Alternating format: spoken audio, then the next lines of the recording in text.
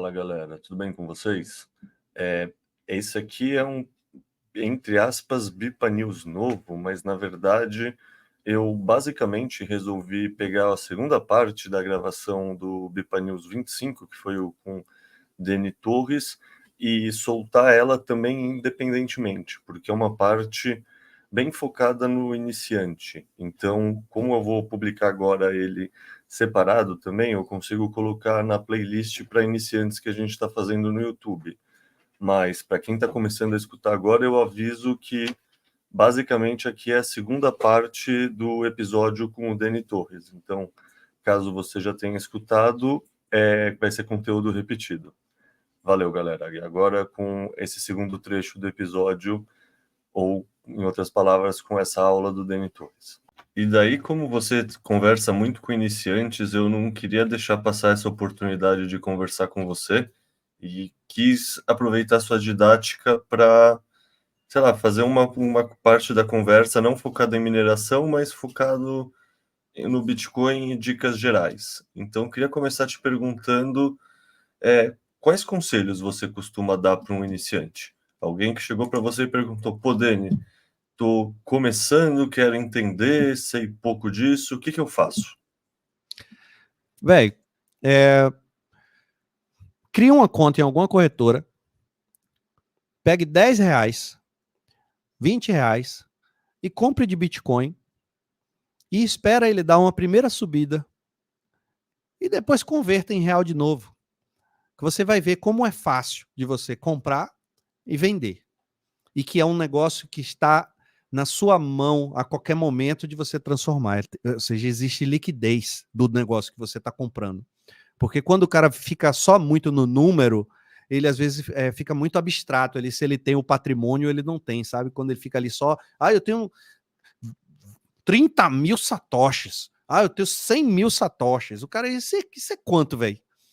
Então, converte aquela merda em real de novo, para você falar, pô, entrei com R$20, depois de 40 dias, eu saí com R$40. Pô, velho, esse negócio aqui, meu Deus, não, 100% do Bitcoin é mais difícil, né? Mas que suba 10%, pronto, em 2 meses. Né? Comprei R$20 e agora tem R$22. Não é nada de diferente, mas qualquer outro investimento que você for fazer, você vai ver que não vai ter uma coisa que vai te dar 10% em 2 meses. Claro que você pode perder 30% também, o Bitcoin ele pode cair para baixo. Mas eu estou falando de você vender mais caro do que o valor que você comprou. Mas para quem está começando, Caio, esse comece já é o melhor ponto. Quando o cara se planeja demais para poder começar, é muito ruim. E rig é a mesma coisa de Bitcoin. Velho, você já tem um PC, não vai comprar nada não, já usa esse seu de casa. Já começa hoje, você já vê hoje.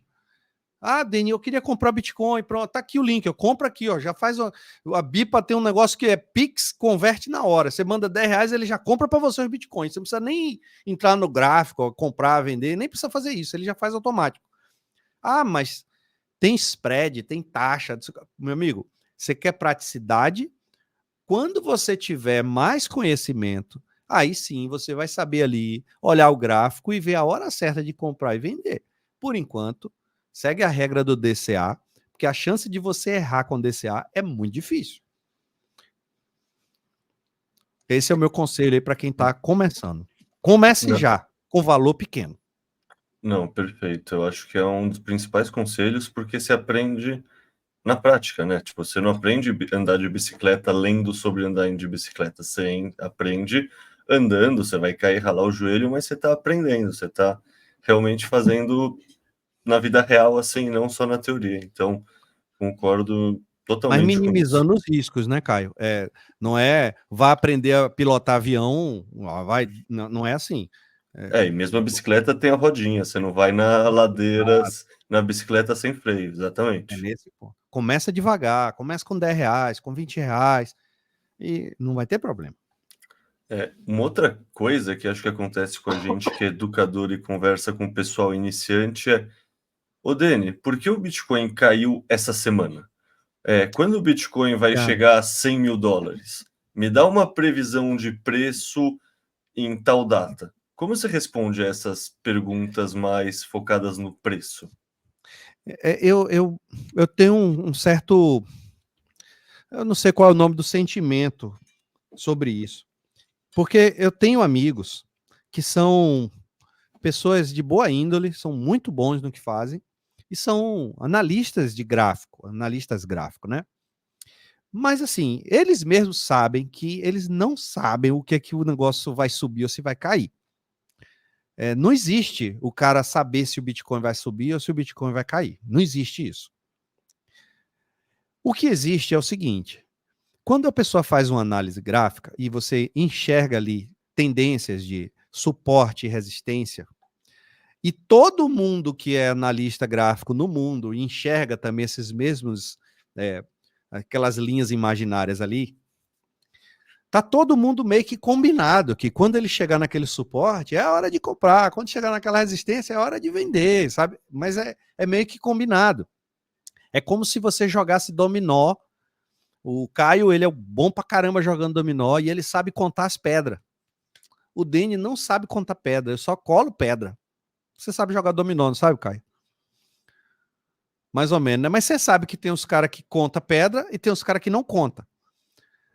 O cara que não conta pedra, às vezes, joga com um cara que conta e ganha. Porque o cara que conta tá achando que ele não tem mais a pedra. O cara simplesmente ele nem viu que tinha pedra lá. E aí ele passa. Aí o cara, porra, se ele não tem o 2, eu já vou jogar só 2. Aí chega na próxima ele 2. Aí o cara, porra, como é que você tem 2 se na outra você passou? Sabe? Então, o cara que não sabe trade, às vezes, ele consegue fazer algumas operações boas. Porque o cara que não sabe fazer trade, simplesmente, o cara, eu comprei o Bitcoin a 20 mil, Dani, e agora tá aí 60 mil, eu vendi. Cara, você é bom de trade, né? Eu falei, rapaz, na verdade não, eu comprei, larguei lá, eu só vi as notícias falando, e depois de um tempo eu falei, tô vendendo mais do que eu comprei, tô no lucro. Se tivesse menos do que o 20, eu esperava mais, não tinha problema. Mas, para mim, trade de futuro é que nem jogar búzios, o tarô, aquele negócio astral, não dá, a pessoa não vai saber o que, é que vai acontecer. E querer saber qual é a notícia, o que é que impactou, velho, isso aí é uma busca diária. Todo dia as pessoas ficam nisso, né? Por que caiu? Ah, aí começa o pessoal a fazer conjecturas que está acontecendo no mundo, né? É por causa disso, por causa da. Aí subiu, no outro dia subiu. Aí tudo aquilo que caiu ontem já não existe mais, né? Hoje já subiu, mas não, mas ontem não contou. Enfim, eu não. Eu acho que o movimento da bolsa, o que movimenta realmente, de fato, é, são as pessoas comprando e vendendo. Obviamente são as baleias comprando e vendendo. Porque quando você limpa o book da corretora, é isso que faz a moeda cair ou ela subir, cara. Se você bota muita ordem de compra e você acaba comprando ali todo o book que está ali de ordem, ela vai subir. Se você bota para vender, ela vai executar ali todas as ordens de compra ali, ela vai cair. Obviamente, é assim que funciona.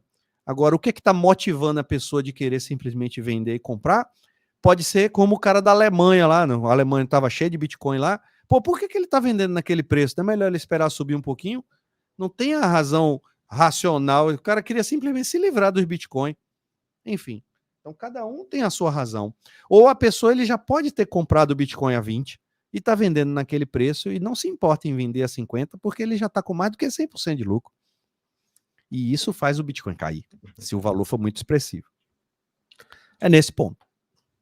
Perfeito. E Então, você achou perfeito mesmo?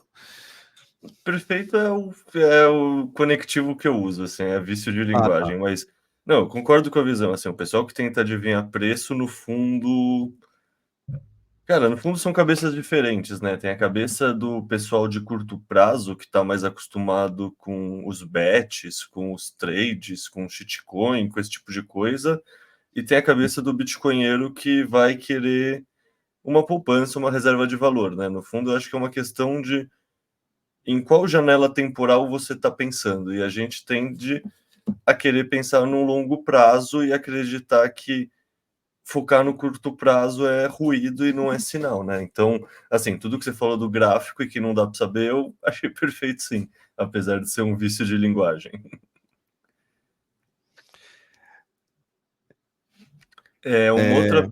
Uma Uma outra O- o- pergunta que eu ia fazer hum, aqui é que você deve ver, porque assim, você tem aquela sua comunidade, inclusive, que você recebe muitos iniciantes. Então você sim. deve ver erros sendo cometidos. Quais são esses erros e por que eles são erros? Os erros são. é, os erros acontecem quando eles não entendem o porquê das coisas. Então, os principais erros são: gerei uma carteira, anotei as palavras secretas no Google Drive, porque eu tenho uma senha lá no meu Google, ele é bem seguro, né? É, não, eu nem está no Google Drive, eu anotei num TXT no meu computador, mas a senha do meu computador, ele é... Então a pessoa, ela simplesmente ela desconhece a presença, por exemplo, de keyloggers, que captura o que você digita na tela, captura o que você faz o Ctrl+C, Ctrl+V. Às vezes esses malwares estão instalados em seu PC e você não tem a noção. Hoje em dia, tanta gente tem o Windows pirata, o Office pirata, que isso a pessoa pensa assim, mas eu só botei um Officezinho pirata aqui. Mas quando você bota aquele ativador do Office, ali você dá permissões ali de coisa. É de graça porque você é o produto. Ele está capturando um monte de coisa seu ali que vai pôr tudo que você tem ali de dados pessoais em risco. Então, os principais erros de iniciantes são justamente o desconhecer o perigo. Aí por isso que eu até chamo que são inconsequentes. São pessoas que eles não sabem as consequências dos atos deles. Eles fazem na boa vontade, achando que estão fazendo certo, inventando pendrives criptografados. Vou criar aqui um pendrive com o VeraCrypt, não sei o quê, e vou botar as palavrinhas lá dentro porque vão ficar seguras. Eu sei que pode até estar seguro aquele pendrive. O que não está seguro é na hora que você digitou no teclado para o arquivo de TXT. Que o seu computador pode estar infectado e na hora que você botou lá a palavrinha Avalon, não sei o que, BitX, não sei o que, capturou. Bom, esse aí é o primeiro aspecto na questão de segurança de informação, né? Segurança de criptos. Os outros erros relacionados à mini rig de mineração é a pessoa subestimar a infraestrutura elétrica. Porque lembrando, para minerar você precisa ter uma infraestrutura, você precisa ter uma segurança para os seus equipamentos eletrônicos. Aterramento não é opcional. Aterramento é obrigatório. Não somente para a questão de segurança sua, de você estar ali mexendo e você grudar ali naqueles equipamentos, ou você queimar o seu dispositivo. Você tem ali um equipamento caro e você não tem minimamente ali um aterramento bem feito, tá? Para que ele possa tirar ali picos de energia direcionando para a Terra. E existem dispositivos chamados DPS, estão até baratinhos, cara, umas tomadinhas que você bota na tomada, são dispositivos de proteção contra surto. Surtos elétricos, eles acontecem, pode acontecer externamente à sua casa, e tem surtos que são gerados dentro da sua casa, como alguns equipamentos rotatórios, liquidificador, máquina de lavar, furadeira. Esses tipos de equipamento eles geram distorções na rede elétrica, que para equipamentos sensíveis como computadores, você pode queimar algum desses produtos. Se você tem um DPS, na hora que dá um pico de energia, esse aparelhinho ele simplesmente ele escoa esse excedente de tensão para o aterramento. E aí acaba protegendo. Um aparelhinho desse custa 30, 40 reais. Então, os principais erros de segurança da informação é como armazenar sua chave privada, e físicos é você dimensionar minimamente a sua infraestrutura elétrica da sua casa, que é a parte mais arriscada da mineração, é a parte elétrica. Perfeito. E sobre custódia em específico, quais conselhos você costuma compartilhar com os seus seguidores, especialmente os iniciantes, né? Para quem não sabe fazer autocustódia, você deixar uma parte do seu valor, já que você está aprendendo em corretora, você vai estar mais seguro. Parece até uma coisa mais contraditória, né? Se você tem lá pouco valor, cara, eu tô falando que o cara começou com 20, 100, 200 reais. Não tem problema você deixar na Bipa, na Binance, numa corretora que tenha renome. Eles não vão sumir por causa de R$ 200. Não é isso. Mas é o tempo necessário para você desenvolver o conhecimento e aprender a fazer autocustódia. Não comece a fazer autocustódia sem você saber realmente o que está fazendo. E saber fazer é você ter uma hardware wallet, é criar a sua carteira, é você botar um saldo na carteira, é você zerar a sua hard wallet e restaurar a sua carteira pegando as palavrinhas secretas novamente e aparecer o saldo na sua carteira. Você tem que fazer esse procedimento. Mais uma vez, criar, anotar as palavras, botar saldo, bota lá 10, 20 reais, reseta a carteira, configuração de fábrica, como se chegasse nova. É como se você tivesse recebido uma carteira nova. Aí bota lá, criar uma nova ou restaurar. Aí você bota restaurar. Pega as palavrinhas que você anotou no papel, os seus 10 reais, 20 reais tem que aparecer de volta. Se aparecer, você pode ficar tranquilo. Pode guardar seu papelzinho no lugar seguro, que no dia que sua radiola pifar, você pode comprar uma outra, você vai usar o mesmo papelzinho e aqueles 10 reais vão aparecer em qualquer hard wallet. Poucas pessoas fazem isso, Caio. A maioria criou a carteira, anotou, seja lá o que for. Será que está lá certas palavras? Eu anotei alguma errada lá. Vou saber no dia que eu precisar. Então, esse aí é um probleminha que eu acho que vale a pena você gastar essa energia para fazer uma restauração de sua carteira. Eu vou adicionar que eu sou uma dessas pessoas que não fez isso inicialmente e Mas suei você hoje frio você um dia. compreende a importância?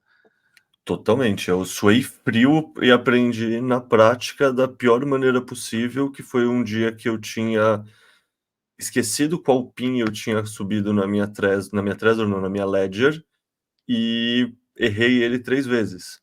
E eu Aí zerou. nunca tinha resetado a seed, testado, subir de novo, e isso é o erro 1. O erro 2, eu não tinha feito isso primeiro com R$ 10, para depois mandar mais dinheiro para a carteira. Então, assim, eu suei frio e eu faço questão de sempre compartilhar essa história justamente para o pessoal aprender com o erro que eu fiz para não errar em casa. Mas, não, esse momento, quando você não resetou sua carteira, subiu ela de novo, resgatou e viu que está funcionando, quando dá um problema, assim, é uma angústia que eu não desejo para ninguém, sendo bem sincero. Então, a partir disso, eu sempre falo que se aprende Bitcoin usando o Bitcoin. Eu sempre falo para o pessoal, ó, faz primeiro o seu endereço, manda R$ 10, depois manda mais R$ 10, depois manda o dinheiro de verdade, sabe? O custo do erro no Bitcoin é muito Sim. grande. Então, você precisa fazer um passinho de cada vez, consolidar o conhecimento e fazer as coisas devagar e sempre. E isso é um negócio que teria poupado alguns fios brancos de cabelo na minha barba se eu tivesse escutado alguém me dando esse conselho antes, assim, foi uma Mas experiência, não assim. adianta. Quando você está começando, esse conselho não faz sentido para você. A pessoa vai achar que é desnecessário, é um trabalho adicional desnecessário. Ó, nessa Trezor aqui, por exemplo, eu deixo aqui pendurado nela um papelzinho, já fica aqui, ó, já para facilitar o ladrão. E vem aqui, ó, PIN da Trezor. 1, 2, 3, 4 é o PIN. Dentro do aplicativo da Trezor, você consegue configurar uma autodestruição da sua Trezor, restaurar as configurações de fábrica se a pessoa digitar um PIN específico. Então, nela eu já deixo, qualquer pessoa pode fazer isso. Você vai lá nas configurações e bota PIN 1, 2, 3, 4, destrua tudo.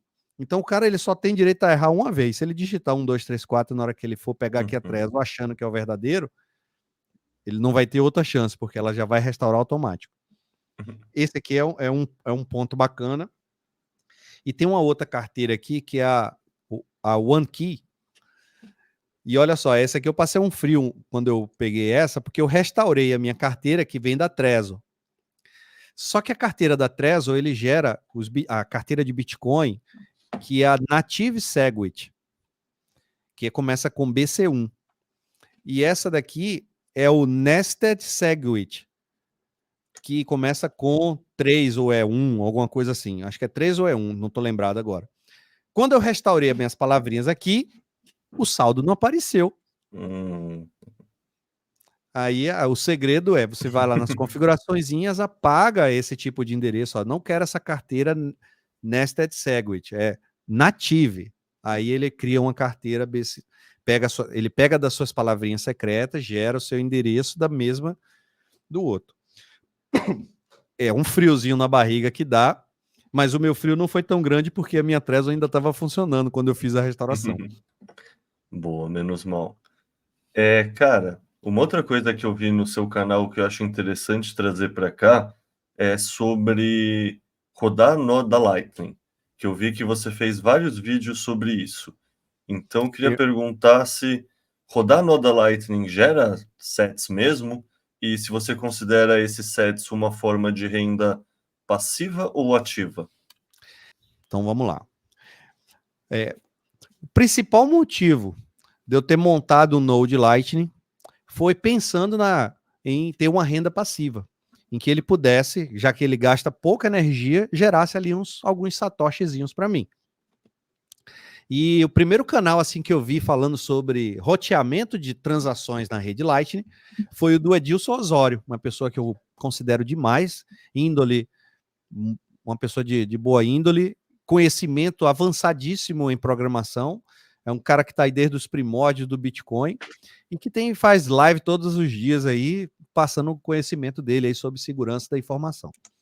E aí, quando eu vi dele falando que dava para ganhar um dinheirinho com o Node Lite, e ele tinha um nozão, o nó dele era mais um canal para caramba. Aí eu falei, cara, eu quero montar isso, mas você não achava conteúdo na internet assim de uma forma fácil. E o primeiro conteúdo, assim, ensinando algumas coisas foi o Diego Collin. E aí eu falei, pô, esse cara, talvez, acho que ele sabe, hein? Deixa eu ver aqui uns vídeos dele. Comecei a assistir os vídeos do Diego, mas o Diego é um cara avançado.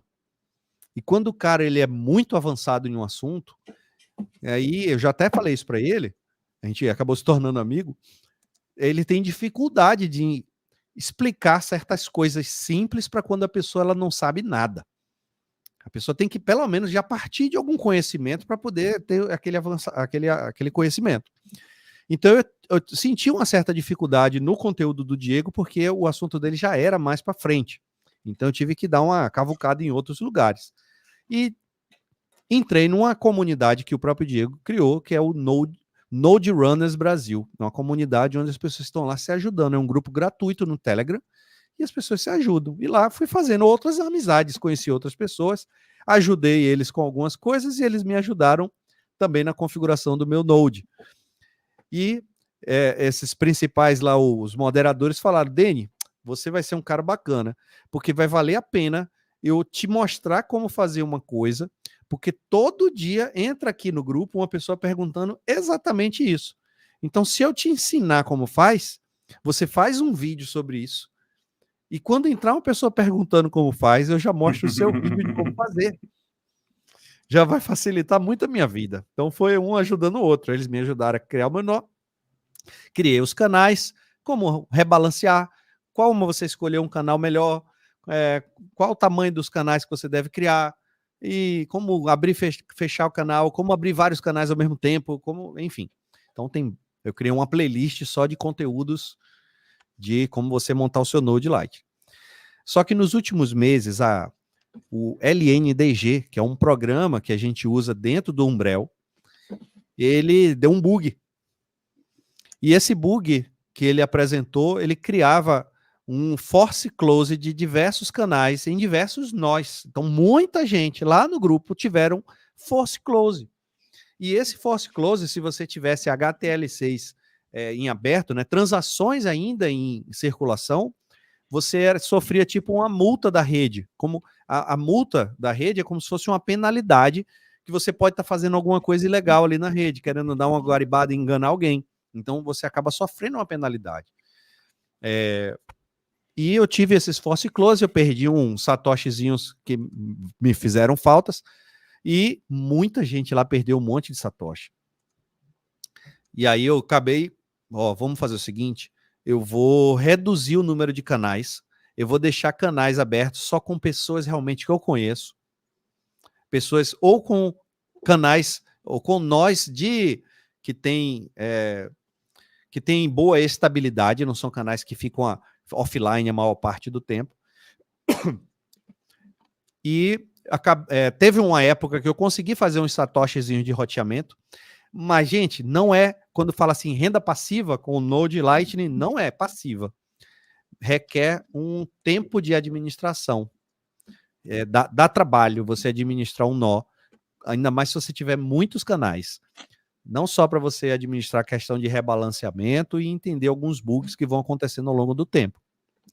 Mas hoje, o meu Node Lightning, ele gera aqui uns satoshizinhos de roteamento, tenho aqui alguns canaizinhos, mas o maior propósito dele, eu uso ele como uma ponte para eu mandar para a minha hard wallet. Então hoje, inclusive, eu fiz um videozinho, eu tinha ali acho que 40 mil sats na Binance, e aí eu falei, galera, eu não vou mandar esses 40 mil para minha hard wallet. Por quê? Porque se eu mandar para minha hard wallet, eu vou fazer um UTXO lá de apenas 40 mil sats. Isso no futuro vai ser uma droga, porque na hora que eu for fazer, fazer um gerenciamento desse UTXO aí, vou pagar uma taxa de um monte de... Imagine. Mas também eu não quero deixar em corretora. Então eu faço uma transferência Lightning para o meu nó, vou juntando lá, quando eu chegar em 1 milhão, 2 milhões de sats, aí eu faço uma transferência on-chain para minha carteira e eu crio lá o meu UTXO de 2 milhões de satoshis. Diferente de algumas pessoas que têm mania de consolidar o UTXO, eu fiz recentemente, quando a rede estava bem baixinha, uma desconsolidação. Eu tinha um UTXO bem grandão lá, aí eu falei, pô, esse aqui tá uma droga. No dia que eu for comprar alguma coisa do Caio usando essa UTXO aqui, eu vou mandar, Caio, você quer me vender uma placa de vídeo? Aí você, quero. Quanto é? R$2.000. Aí eu faço uma transação pro Caio, o Caio, na hora que ele vai olhar ali a minha transação, ele vai falar, caraca, o Deni tá cheio de Bitcoin, olha lá quanto ele tem na carteira que recebeu lá no endereço de troco. Então, no dia que eu for comprar uma placa de vídeo com o Caio, eu vou usar um UTXO de apenas 2 milhões. Que aí eu vou pagar 1 milhão e 800 para você e vai ficar com 200 mil sites ali nesse endereço de troco. E aí você, coitado do Deni, olha lá, só tem 200 mil sites. Vou até mandar aqui um satoshizinho na live dele aqui no próximo live. Então, é nesse aspecto. O Node Lightning, ele me serve como uma ponte para que eu possa mandar e fazer esses meus UTXOs dentro da carteira. Faz sentido para você? Faz sentido, faz sentido. Eu confesso que, assim como eu falei que eu estou no Bitcoin, apesar da tecnologia, toda essa parte de Node Lightning eu sempre achei muito sofisticado, talvez por ser amigo do Diego também, então é o que você falou, o Diego sempre faz parecer... Ele é um professor, é que nem com aquele professor de matemática que explica algo que é muito sofisticado de uma maneira simples, mas para ele é tão simples e você não aprendeu ainda, então você fica boiando. Várias vezes quando eu converso com ele dessas coisas mais avançadas, eu acabo me sentindo assim, e eu sempre considerei que rodar o canal, principalmente aquela coisa de equilibrar os canais, cuidar do balanço, etc., era uma coisa muito ativa para mim, para não ser algo que eu ia fazer recorrentemente. E eu sempre acreditava também, e acho que isso está acontecendo, acho que foi uma coisa que eu estava certo e não errado, que com o passar do tempo, mais Binance, mercado Bitcoin, BIPA, mais corretoras, mais empresas grandes vão entrar na rede e vão criar canais com custo menor. E isso tende a reduzir as margens. Então eu pensei, pô, será que vale a pena eu me dedicar para aprender isso, sendo que as margens estão sendo reduzidas? E aí, como eu não sou essa pessoa que tem facilidade com tecnologia, eu preferi priorizar meus esforços em outros setores do Bitcoin, vamos falar assim. São vários motivos que podem fazer uma pessoa criar um Node Lightning. Acho que o que chama mais atenção é você obter uma renda passiva. Mas para isso, com esse objetivo, a criação do Node é o mais difícil. É porque você tem que ter muito dinheiro e você necessita de muita dedicação para isso. Uma outra forma que é mais interessante é quem usa carteiras Lightning e a pessoa fala assim, eu tenho carteira Lightning, mas eu não gosto de deixar em corretora. né? Tem pessoas que simplesmente se sentem receosas de deixar seus satoshis numa corretora. Mas também você ter uma wallet of Satoshi no seu celular e botar ali um valor alto, 200 mil, 300 mil satoshis, eu acho arriscado. Ainda mais o cara pode roubar seu celular e você perde seu dinheiro. Mas você pode deixar os seus 200 mil, 300 mil em um Node Lightning, porque a custódia vai ser sua e toda vez você pode reabastecer a sua carteira utilizando o seu Node. Você não paga taxa nenhuma por isso. É só você ter um canal com a Wallet of Satoshi. Toda vez que você for botar uns fundos, meu saldo da carteira está acabando. Aí você vai no seu Node, transfere para a wallet, para a sua carteira do celular e você já tem ali um saldo para poder usar. Essa talvez seja o que está mais fácil assim das pessoas utilizarem. O que o Diego ele imagina que pode acontecer no futuro é outras coisas serem transacionadas utilizando a rede Lightning. Como, por exemplo, o SDT sendo transferido utilizando a rede Lightning. Aí, nesse aspecto, você ter o seu próprio Node, né? Você poderia estar fazendo não só roteamentos de muito mais pagamentos, porque a gente vai ter um movimento na rede muito grande. Hoje são menos pessoas são poucas as pessoas que utilizam a rede Light, né? Então, você montar um Node não é sim essa rentabilidade toda. Mas quanto mais pessoas utilizarem, aumenta mais a chance de você ter uma rentabilidade melhor, além de que você pode fazer a utilização de outros assets, né? Outras unidadezinhas aí de moeda que as pessoas aceitem mais nesse ponto. Perfeito. Cara, a gente já passou de 1h30, 1h40, e eu já encerrei a pauta que eu costumo preparar. E aí eu tenho encerrado esses podcasts fazendo 2 perguntas. A primeira é: tem algum tema que você acha que a gente não lidou aqui nesse podcast, seja na parte mineração, seja nessa parte conselhos para iniciantes, que a gente não falou e você acha que era importante a gente ter falado? Assim, a gente abordou bastante coisa, mas eu acho que não ficou claro num ponto e eu gostaria de dar uma reforçada, que a mineração ela é interessante para algumas pessoas. É importante que você saiba que existe essa ferramenta e que ela pode ser útil para você ou não. Não necessariamente só porque eu trabalho com mineração, eu quero que todo mundo vire minerador. Não é esse ponto. Eu quero que vocês saibam que existe essa ferramenta e se você tiver os requisitos que propiciam você ter uma rentabilidade melhor, você pode fazer uso dessa ferramenta. É nesse aspecto. E o que a gente também destacou foi de autocustódia. Mais uma vez, se você ainda não se sente confortável, tem um conhecimento mínimo para que você possa fazer a autocustódia das suas moedas, é melhor que você deixe dinheiro na corretora, porque as corretoras, elas protegem inclusive de você mesmo, de fazer besteira. Tem algumas corretoras, na hora que você vai fazer a transferência, ela pergunta: tem certeza que você quer mandar para esse lugar? Esse endereço você nunca mandou ainda. Olá, não é um golpe, ninguém está te forçando a transferir, não sei o quê. Então, a corretora, ela é uma proteção maior do que da pessoa que quer fazer autocustódia que não sabe nada. Então, aprenda a fazer a guarda do seu patrimônio para que em pouco tempo você possa também se livrar também das corretoras. nesse Totalmente perfeito isso. Acho que é um ótimo ponto que você levantou, que assim, a gente sempre ouve falar do risco das corretoras e da importância da soberania. E eu assino embaixo para tudo isso.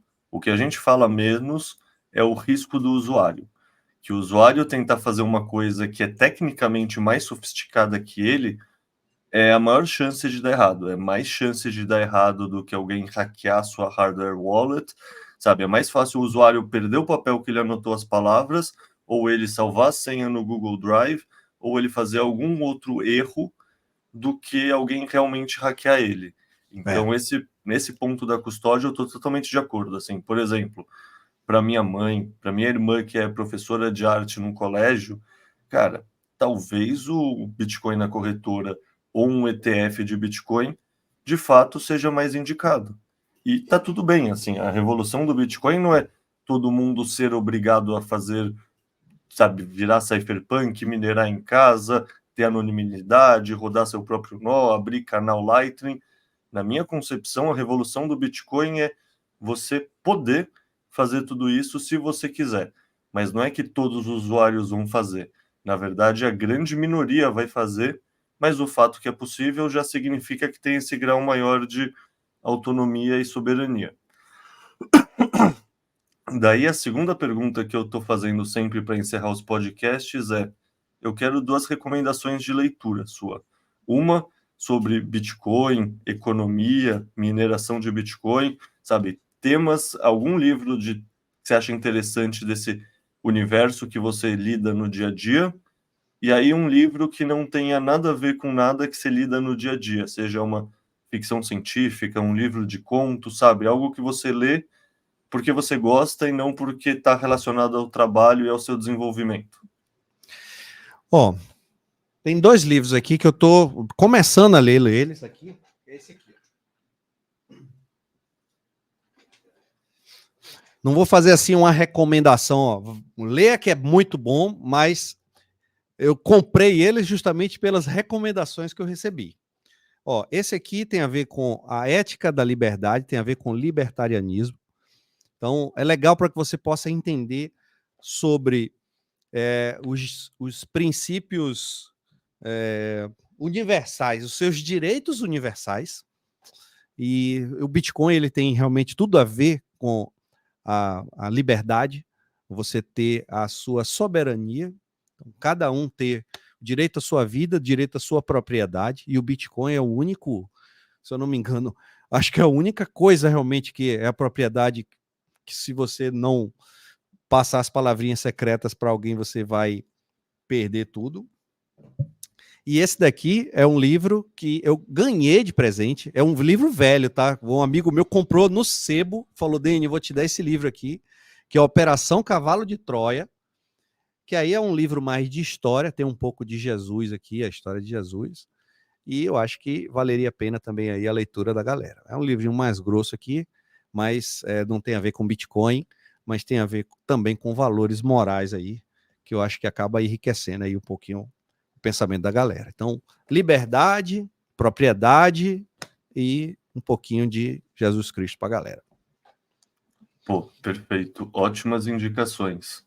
Pô, Deni, já estou aqui com você há quase 2 horas, né? 1h40 e muito minutos. Então, queria te agradecer pelo tempo, te agradecer pela aula, pelos ensinamentos e pela amizade. Acho que ficou muito boa essa conversa, então muito obrigado. Valeu, Caio. Obrigado pelo convite e um abraço a todos aí. Abraço, Deni.